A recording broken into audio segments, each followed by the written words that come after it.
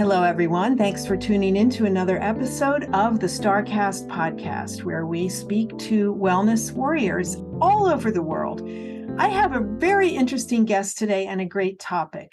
We know that it's so important in wellness that how we eat, right? I mean, we know this. We've heard more about it in the last few years than we ever did. Although it's still rare that you go to the doctor and they ask you about your diet, but we're working on that in Western medicine. Spas know and wellness centers that eating properly helps fuel the body and everything else goes well after that. So I thought it would be really interesting to dive into this topic with someone I met on a bus in Saudi Arabia, strangely enough. Let me introduce Miriam Giri. Welcome, Miriam. Hi, Lisa. Thanks a lot for inviting me to your podcast. And yes, that was a very interesting meeting in Saudi Arabia. Unexpected, but as I think, great spirits encounter. So yeah, right. I mean, it was our karma that night. We had good karma to meet. I had to sit down on a bus. There was an empty seat and there was Miriam. Lovely. We started chatting. It turns out that Miriam is an entrepreneur. She's a health and wellness consultant and she is a culinary innovator. Nutrition is her passion. And so she agreed to join us today and talk about her journey. But I will say that Miriam, when you look her up on LinkedIn, you will see that her beginning was in banking and finance. So Miriam, can you take us back a little bit to your early days of your career and what you were doing? For sure. Well, first, I was born in Lyon, a south city in France. I have a master in corporate finance. I've worked in investment banking in London. Then I did 3 years of merger and acquisition finance at Deloitte. So yeah, I mean, I've worked 4 to 5 years in corporate finance with very hard schedule. And I mean, it was, to be honest, it was a real learning experience, which actually allowed me today to found my own brand and manage it from scratch. So yeah, I don't have any background in food and nutrition, but I guess your question is how did I... Why that's such a jump to go from corporate finance to say, I think I'll go into nutrition. You know, what made you make that decision? Well, to be honest, I've been suffering from IBS, so intestinal bowel syndrome, since I was 18. Wow. And when I started my superior studies, I was like, okay, I don't want to take medicine. I want to heal myself and find natural solution. So I started to cook in my very small student kitchen. I experimented gluten-free, plant-based, keto, paleo recipes. So it was 10 years ago from now. And so food and nutrition has been my passion, during all my career. And what happened with your illness? Yeah, well, I'm still suffering from IBS, but I actually managed to reverse the majority of my symptoms through my lifestyle. Wow, yes. That's amazing. How long did it take for the change in diet to affect your health? Well, it took approximately 4 to 5 years, to be honest. Yes. Because you have to manage your stress. You have to actually implement a discipline, a very physical routine. You have to eat healthy at least, I'd say 80% of the time. Because when you have a very weak gut, you really need to heal your gut through your proper nutrition. But you also have to manage your stress and your sleep. It's a whole package, you know. And educating myself through this really motivated me to educate people today about it. So you changed your diet. You saw that you improved your body. You had better quality of life, I'm sure. Were you on medication that you were able to stop? To be honest, I've never done medication before. It was not even an option for me. Right. You're like, no, I'm not doing that. Good. Well, good for you. I mean, what was it something in your upbringing that made you turn to food as a way to heal yourself? So yes, the thing is, while I was working in finance, it was like just before COVID, I did a burnout actually, with the most recent company I've worked for. I was doing merger and acquisition mission for this company, and when it actually touches my health, I don't ask any question. Like, I just stop. So I was like, you know what, Miriam, you are passionate about food nutrition for at least 8 years. And I always thought that it would be so amazing to create clean products in France, which do not exist yet. So in March 2020, I've started to experiment recipes and products in a laboratory. And I came out with 5 products that I just created from scratch, from the research and development to the packaging design, recipe development, sourcing, marketing communication. So I founded Holy Blends in March 2020, which is today a startup in France offering the cleanest products. Why the cleanest products? Because they're adapted to all diets, whether you are plant-based or gluten-free or suffering from IBS, hormonal imbalances, or you are keto. My products suit you. Yes. That's amazing. What were the first 5 products that you came up with? Well, 3 nut butters. One is called golden butter. So it's like a golden latte that you can spread. It's made of cashews, coconut, and anti-inflammatory spices such as turmeric, cinnamon, ginger. The second is magic chai. It's like a chai latte that you can spread. Also, there is 0 sugar, 0 oil added. It's just like super powerful spices and adaptogens. And the last one is inspired from my Moroccan origin, is argan elixir. It's a nut butter with almond, argan oil, and a mesquite powder. So all 3 are sugar-free. They sound delicious. Yes, they are really. And the 2 other products are granolas that are grain-free, so they are keto. I don't use any grains, so it's made of almonds, pecans, pumpkin seeds, chia seeds, lots of nutrients. And how long did it take you to develop those products? It took me approximately 4 to 6 months regarding the development of the formulation. Then it took me 2 to 3 months to market them. Yes. I would think it would take a long time to get food approved to be sold. Was that a difficult process? Actually, in France, it's easier than in countries such as Saudi Arabia. Yeah. And we entrepreneurs are really helped. We are really backed up. We are supported by counselor within the food and beverage industry who actually advise you on the regulation, the approval.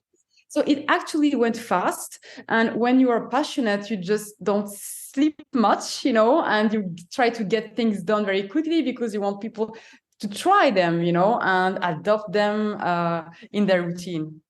How did you know how to market them? Like, okay, you have these 5 great products, but you're an unknown in the food and beverage industry. I mean, how did you get the word out about your products?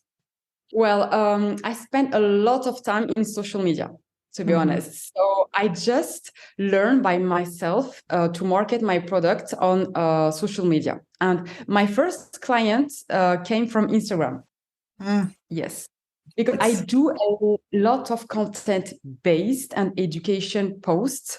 So people they learn a lot of things by following me. And when I just when I came with my products, they're like, okay, we have to try them.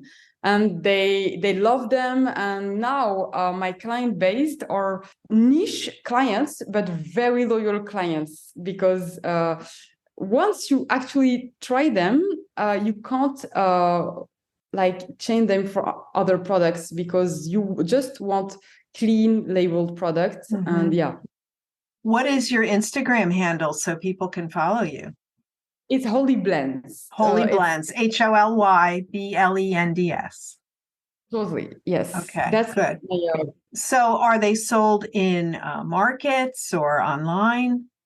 Only online, yes. And distributed for now just in Europe. Has the company grown in the way that you hoped that it would? Well, now I'm actually alone in the company. I had so many opportunities and like consulting requests in Saudi Arabia that I just put my company in pause just last month, actually, to come here in Saudi Arabia and explore opportunities. And yeah, I mean, I'm here to actually just see how I can raise awareness about health and nutrition and help businesses, and maybe go back to my company when I'm ready to go back to France. Yes. Let's talk about Saudi Arabia. I mean, you were living in Lyon, and what made you decide to pick up and move to a country like Saudi Arabia?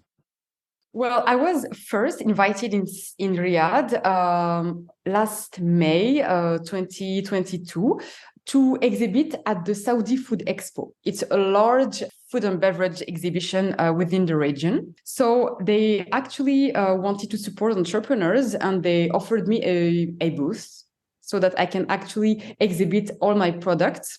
So that was my first time in Saudi Arabia. And I was so surprised about the people getting to ask me so many questions. They were so curious to try the products, and they were asking about the health benefits, about the ingredients.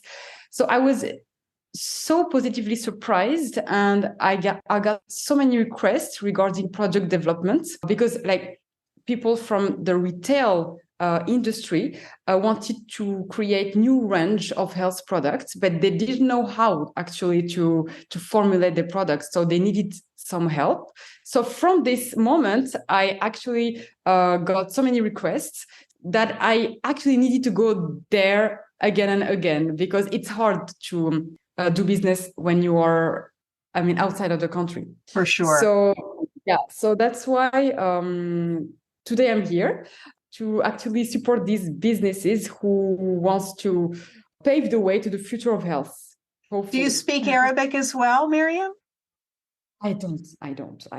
Yeah. Okay, well, it's good to know that that can all be done without speaking the local language. Hey, your English is sure excellent. It's not excellent. It's not perfect. No, to be honest, I still have a lot of work to do regarding this, but I am really enthusiastic about the idea to learn Arabic. Yeah. Well, good for you. So you picked up and moved to Riyadh. How did you decide where to live? Well, when I came here, it was 3 weeks ago. I just reached out to the few people I know here regarding where I should live, and they just gave me some addresses or like apartment contact number, and I just picked the first one who came, to be honest. So did you have any have you had any challenges navigating in that world, which is different than the world that you used to live in? Well, not that much, because I have Moroccan origin. So I mean, I'd say that I know a little bit the Arab culture. So I know how people think and how they do business. People here, I mean, they like to actually meet you first. They like to, I mean, meet you a lot of time before actually doing business. They want get to know you, to share some coffee or dinner with you. So I like this way of doing business, because it actually make you know the person more. I mean, you know, of the business scheme. So yeah, I really like how people here share their thoughts. They really introduce you to other people very easily. Yeah, it wasn't difficult for me to adapt, and I have like great adaptation skills. Like I know, like I've been traveling and living abroad for so many years, so I easily adapt to the culture. Well, good for you, because that's a big plunge to take. There's so much happening there, as we noted when we met at the WTTC event in December. I was my first trip to Saudi Arabia, and I was amazed by it. And it's just not what you expect. And they're so innovative and thinking of the future and the vision. So is that what attracted you to that country as well?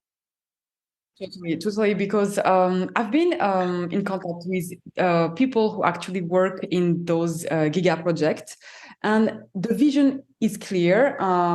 They have the biggest intention, and they really work hard to actually execute this vision. And for me, like as a young entrepreneur in the wellness industry, which is today a niche sector in Saudi Arabia, there are so many opportunities. You get to meet high-level people, you participate to events, you get introduced by so many people. So for young entrepreneurs such as myself, who look up to great leaders within the industry, I'd say that Saudi Arabia, with all the investments which are done within the healthcare sector, or even the cultural sector or hospitality sector, this is for me just the beginning. Yes, Mm-hmm. and this is the time when people should come.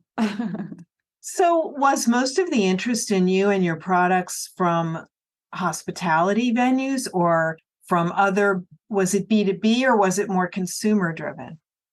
It's more consumer driven. Yeah, for sure.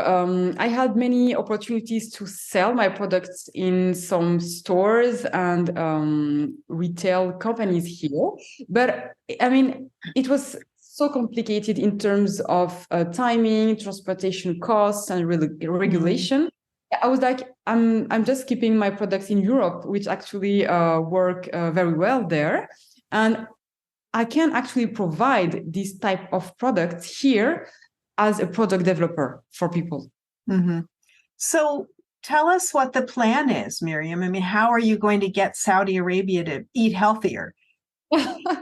Well, I actually, my approach is it's really education based. So before selling anything or talking about business, I really try to raise awareness through workshops, through hands-on experience, seminars, talk. When I actually tackle subjects such as integrative nutrition, the gut microbiome, sugar cravings, stress through healthy nutrition. So I think first you have to educate people. They have to, get this knowledge and have this hands-on experience, try to cook themselves like healthy snacks. It has to be easy, accessible, and understandable. Then when you get their attention, it's easier to actually work with them. Yes. Mm-hmm. So workshops were the way to start it. Yes, workshops, like interactive seminars.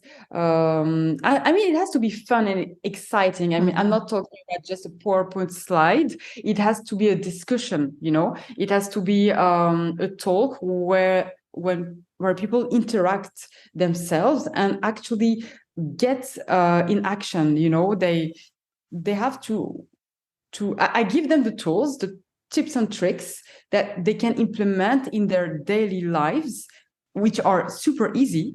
And so that they just, get this awareness. And then maybe, they can try to make the right decision when they go out or, eat with family. Where do you have the workshops? Well, usually I partner with some social venues here in Riyadh, because you have many hubs, like social hubs that are hybrid venues where you have co-working spaces, you have like some restaurants, art exhibitions. You have like 3 or 4 here in Riyadh that are actually founded by super cool entrepreneurs. And I just partner with them, and we privatize like a whole evening or a whole day. And this is where I do my workshop. So have the Saudi population, have they had access to healthy food and clean eating? Is that relatively new in their market? Well, I'd say that it is new, but still they have access to this clean food quite everywhere.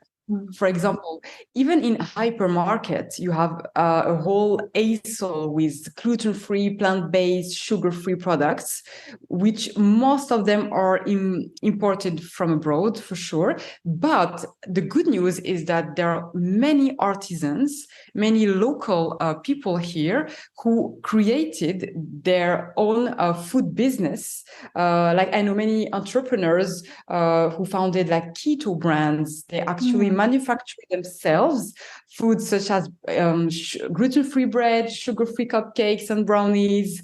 They do super healthy juices. So you can have access to this clean food, not only in supermarkets, but also in cafes, restaurants. And now we have these pop-ups, food trucks that we can see everywhere in events, which are actually managed by local people. So that's great. I mean, this is something that they are pushing, Saudi-made products and local entrepreneurs. How many people live in Saudi? That's a great question. Don't ask me this one because I don't know. I wonder, I hadn't looked either. So, Miriam, what is your vision of the next 2 or 3 years for you and your company? Well, for now, I really want to develop these wellness experience services because I think this is something that is missing here because you have good concept, but these concepts are not comprehensive like concept. So I really want to work with businesses to help them activate these venues as social spaces, as holistic health spaces, because sometimes, I mean, the intention is good, but they don't know, which kind of approach, they should take. And I really want to support people in creating niche health products, programming super nice wellness events, getting to create educational based workshops. So yeah, I mean, I see myself supporting businesses in activating venues and hopefully getting to large companies. And also because I also work with companies in corporate wellness programs. So hopefully SMEs, startups, and large companies in Saudi Arabia will in the future be aware of the importance of having healthy employees and actually create for them workshops and private consultations. So I really want to develop this access. Yes. Well, that will be excellent to develop workplace wellness. I mean, that's something that has been an initiative with the Global Wellness Institute for years. But it's hard going. Companies spend a lot of money on wellness for staff, especially in America, but they're scaling back. I was just reading yesterday in the paper that a lot of the big tech companies are dropping some of the perks that they had for staff that were wellness oriented, like visits to spas or memberships at gyms. So things are tightening up around the world financially. I mean, how have you been able to start to talk to businesses and do that corporate level relationship building? Yes. So I think that what I suggest to companies is I'm not really trying to propose, like suggest high cost offerings sessions, meaning I really try to highlight the human interaction and deliver engaging workshops instead of working on spa memberships or things that can be very costly for the company. So I just propose to intervene once or twice a week through workshop or personalized consultations, which actually can be, the more personalized it is, the better. So I'd say that if you actually try to convince the company that it is not as expensive to invest in in wellness regarding the like. I don't know if you get me. I'm trying to make this maybe more clear. Yeah. Well, the company has to see the ROI on the investment, right? Yes. And they have to know that the employees will be more productive and they won't miss work as much. Is that some of the data that you try to use? Yes, actually, I try to deliver concrete actions through workshops, talks, and private consultations. So, I mean, I'm not like doing a 4-day seminars where we have to book a place and like 4 nights at the hotel. It's just intervening once or twice a week and in a more personalized way if some employees need it, or just through workshop that last 1 or 2 hours. So I mean, it's like simple, accessible actions which actually allow employees to have this hands-on experience and to be constantly in contact with a health coach. So I think it's very important because people are really looking to be supported every time. Yeah. So just intervening once or twice and not following up with them is not a sustainable solution for the company or the employees. So yeah. They certainly seem to be a population that wants to be healthier. You know, they see what happens in the rest of the world. There are almost 36 million people living in Saudi, but I think an interesting thing is that a third of them are expats. And I'm wondering if you think that expat population has sort of influenced the Saudis to maybe model their behavior more in a Western healthy way. Well, that's a good question. I'd say that most of these expats are actually founders and entrepreneurs in the food and beverage industry. And most of them that I know from my personal experience, they have actually created health cafes and health brands. But I'd say that Saudi people also like to look up to the European or Western people through social media, television, and like following the latest trends in terms of food, such as vegan, plant-based, gluten-free. So yes, actually, they are kind of influenced by the expats here through their own businesses because most of them are the founders of these health cafes and brands, or at least they are partnered. They partner with Saudi people, but they are actually driving the business, or they are influenced through social media, which I think plays a big part because most of Saudi people are young people and they are a lot on social media. Yeah. I think it's funny. I was thinking about one morning when I was there, I had an Uber driver who we started talking about food. I was surprised. Many of them spoke very good English because I don't speak Arabic. So he told me about his diet and how he was trying to lose weight and eat healthier and what he used to eat and what he eats now. So I thought it was really cute, that he was trying. Of course, once he dropped me off, he went to have a cigarette. And I said, you are going to have to stop smoking too. But one thing at a time, right? They are a country that, from what I saw, there is a lot of nicotine use. Yes. Yes. But I mean, they try to eat healthy, but in the same time, they also enjoy themselves in restaurants, like having a burger or pizza. I'd say it's all about balance, but at least they are trying to be curious about it. And that's what actually is really interesting. Oh, I agree. Guess just getting their curiosity aroused is a good start. So, Miriam, you've mentioned many different types of diets like paleo and keto. And do you think those diets are meant for people to follow long term, or are they just a way to sort of reset your system for a short term?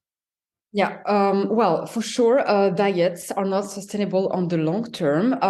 As a nutritionist, what I suggest, for example, when when I work with women is that I try to implement most of the time the keto diet, but just during 2 or 3 weeks to actually get their metabolism back on track.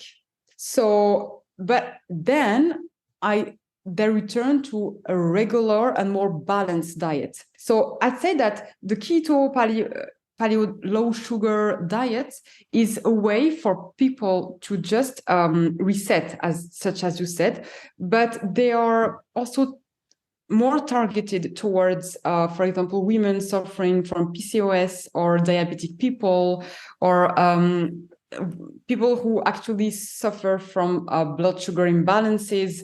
So for me, diets are not sustainable, for the long term, because, you actually deprive your body from nutrients, from calories and vitamins. So it can be a solution for specific syndromes, but for sure, on the long term, you actually have to just balance your diet. Yeah.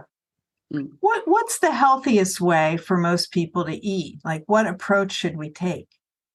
Well, that's a very regular question I get.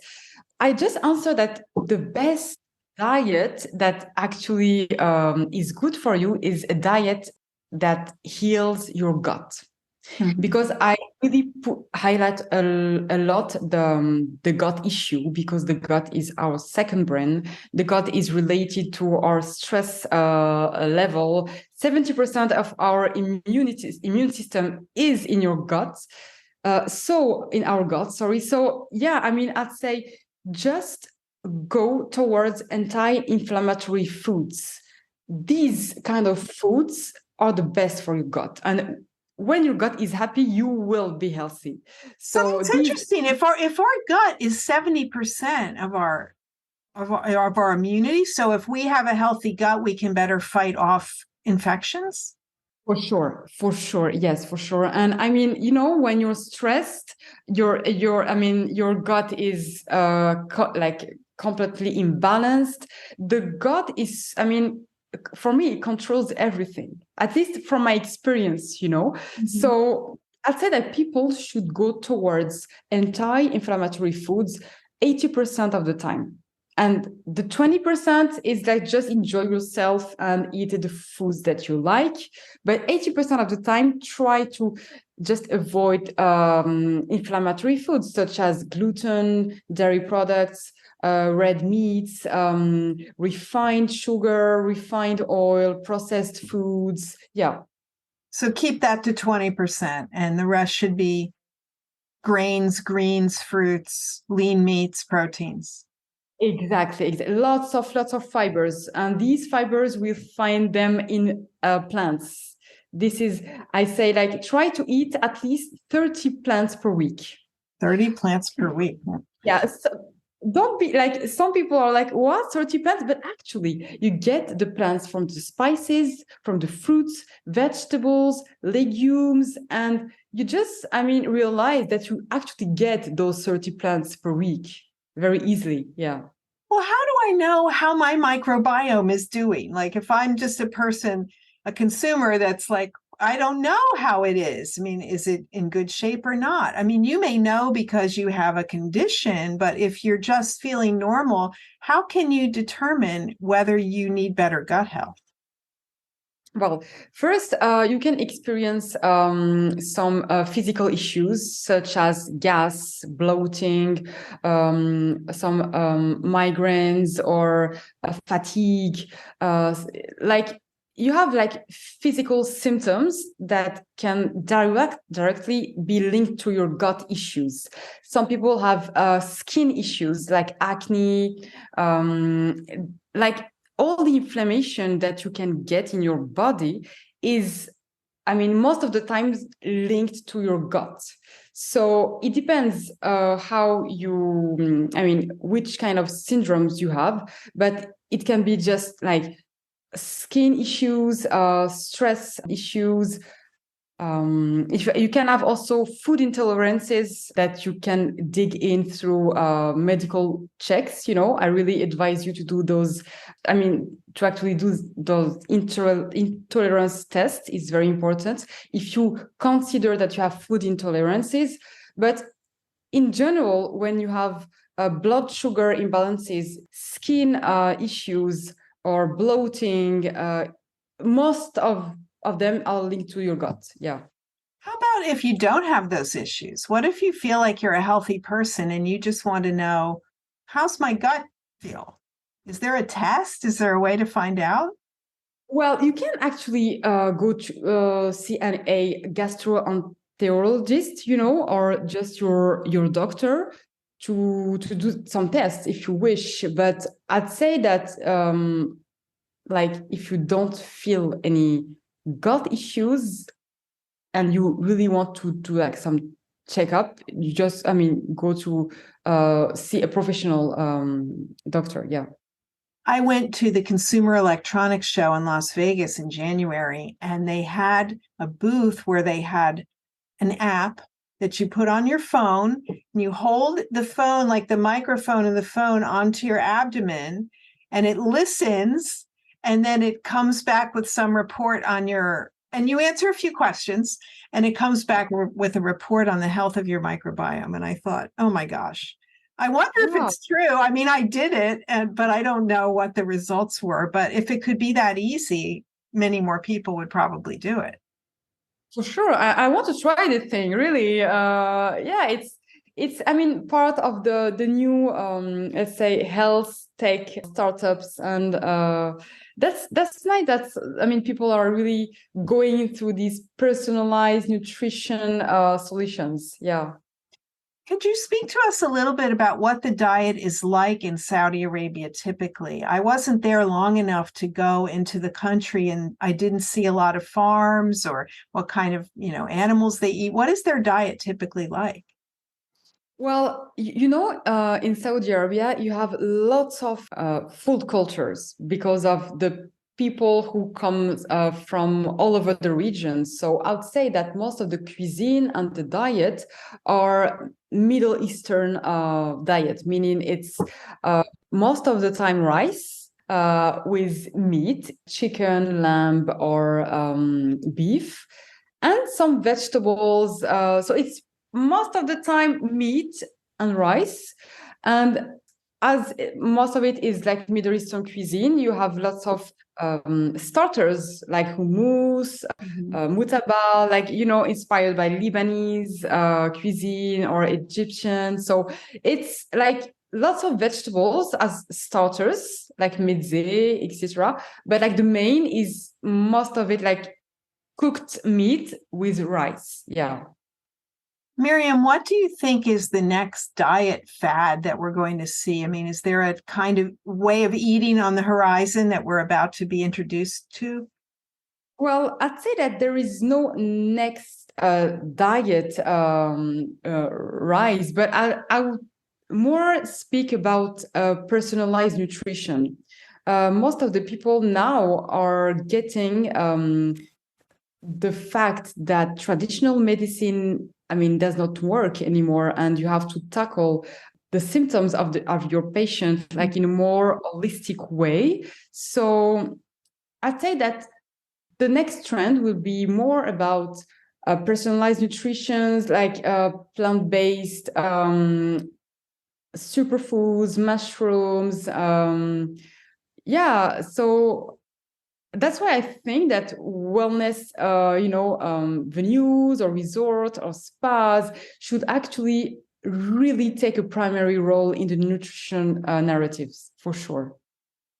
Do you feel that you will be able to make inroads in the Saudi way that they eat just by being there? I see that you speak on a lot of panels and you're very active as a promoter of healthy eating.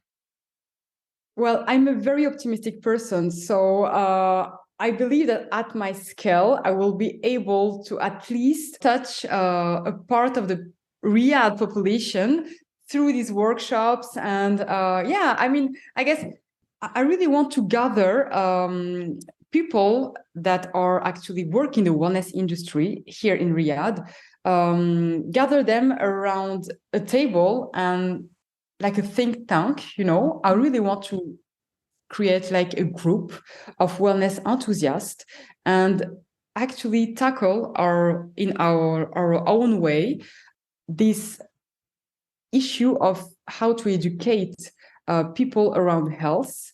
So no, to be honest, I think there are so much, opportunities, and I think I will be able to raise awareness of most of the young people who are actually interested in knowing more about it. Yeah. How long do you think you'll stay in Saudi? For now, I don't know. Like I'm just working with some businesses and people. I'm just exploring like the country. Yeah, to be honest, I don't know. I'm just trying to adapt myself to the culture and explore all the Giga projects. Yeah. Miriam, do you have any advice for spa and wellness businesses that might like to incorporate healthy eating or teach their guests about nutrition? Are there some ways that you can recommend to do that? Well, yes, that's a good question, because I think that wellness resort or spa, they are the ideal place to encourage healthy living, because nutrition works actually in harmony with all the treatments they offer. So I think that using nutrition, when you go to a spa and someone gives you like nutrition and lifestyle advice, it shows real interest in you, not only in your skin, And so for me, the nutrition narratives is crucial for spa to actually dig in, because today the problem is that they don't it's not spa should be a holistic place, and they just treat the individual on the outside, Mm-hmm. And you can't treat skin problems just through treatments, You have to be, spa should be able to advise on nutrition. They should be able to determine if the patient acne comes from inflammatory food like sugar or bad fats, So I would recommend spa to introduce nutrition through workshops, health and nutrition seminars. They also should train the staff in nutrition. Mm-hmm. I think this is a very, very important part, because when the employees are convinced about the topic, they will be the best advisors. And and it just shows that you actually care about your guests, That's a great point about the staff, because beauty therapists are not trained in nutrition in any country where they get a degree. It's just not part of it. But if they're passionate about it, they'll be better able to recommend services. But also the advantage to the employer is if you teach your staff how to eat well, they'll be healthier too. So you have a double bonus there. Exactly. At least just the basic nutrition skin connection, I've done like some workshops in France for a green and clean label skincare brand. I did workshops to actually show people that they have to treat their skin problems through nutrition. And it's like a life-changing education, because they were like, just putting this cream or this oil is not sufficient, At least this basic, you should actually provide some literature or some seminars to employees who will be in the future able to advise better the guest. Yeah. I think it's an important connection that we're talking about, because we've had such demand for spa treatments, especially since COVID. Guests are understanding that they are in charge of their own health.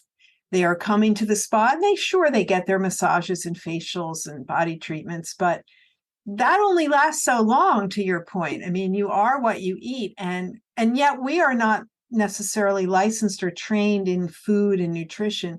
But it's not that complicated, right? So you can have an outside expert come in, or you can at least make sure that the food that you put out is healthy, not chocolate brownies, right? Yes, that's a good point you make here, Lisa, because most of the spas don't have a health bar or a clean snack station, and most of them have like on their shelves some processed food supplements, Mhm. But I mean, it's not only about having food supplements; it's also about having spa cuisine, like healthy offering. It can be like a health bar with plant-based soups or sugar-free desserts. So it's, for me, providing your clients with colorful and nutritious foods is super important, because I mean, people need like some refreshments between treatments. They need to recover, after the treatment. And you can't just sell some random food supplements. You should actually really work on your menu, like your spa menu regarding the food and beverage, to be aligned with your vision of providing. That's easier for, say, a hotel spa that has a chef, or a restaurant or kitchen, harder for day spas, but certainly possible. I mean, this is not that difficult to put out a plate of something healthy and clean, as you say, or some fruit juices instead of soda, giving people those options to eat better, because sometimes it's a matter of choice, right? You take what's in front of you, and if it's not healthy, okay, you eat it anyway. Yeah, and for me, that's the issue today with spa and wellness resorts. They don't provide a complete experience, because I believe that all the senses must be engaged. And when you have a flavor-rich menu or snack, I mean, it's a blessing for your taste buds, So it's really about actually treating everything from the outside and on the end. It's a holistic approach, to be honest. And today, I think nutrition is such a weak area in the hospitality industry. Really, really. Well, I'm sure it's not going to stay that way for long as you are working on it, Miriam. Hopefully at my scale, I'll try to make some changes. But I mean, as I told you, Lisa, it's all about education. You have to educate people. Yeah. And I mean, for example, you can just replace your 5-year-old Cosmopolitan magazines, in the waiting room by making the latest research on nutrition. Maybe send some newsletters to your clients with like health articles and maybe some nice recipes. And another thing that could be great is to add a complimentary nutrition consultation within your spa package, like just work with an external nutritionist and ask if the client is actually interested to have this maybe checkup, consultation, or be followed up like in the long term with nutritionist. So I mean, it's really about having this holistic space centered around the patient. So for me, it's all about creating a healthy environment, but like in a complete way, like a comprehensive approach. Yeah. Well, full circle, right? I mean, we want to treat the surface of people, but if we want them really to be well, it has to start from the inside. And as you said, the microbiome and the food we put in there. Totally. Well, thank you again for joining us, Miriam Giri. Please look her up on LinkedIn or follow Holy Blends on Instagram. And thank you for those great tips. Thanks a lot, Lisa. I just actually activated my new website, which I've worked on. It's just www.miriamgiri. So my first name and last name.com. All right, miriamgiri.com, MYRIAMGIRI. Thanks again for joining us, Miriam. Thanks, Lisa.